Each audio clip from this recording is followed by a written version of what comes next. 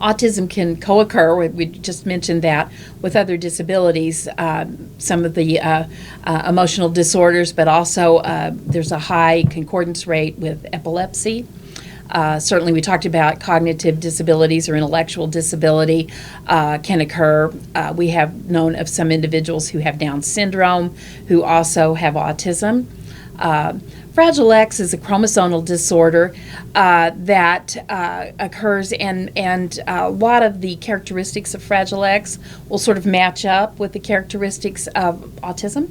And so a lot of these kids with Fragile X syndrome, especially if they're diagnosed medically, may fall under the eligibility criteria of autism in the schools. Williams syndrome is primarily a cardiac or heart disorder, but these kids that display Williams syndrome also will oftentimes have social skill problems, and will sometimes fall under the eligibility of autism in the school.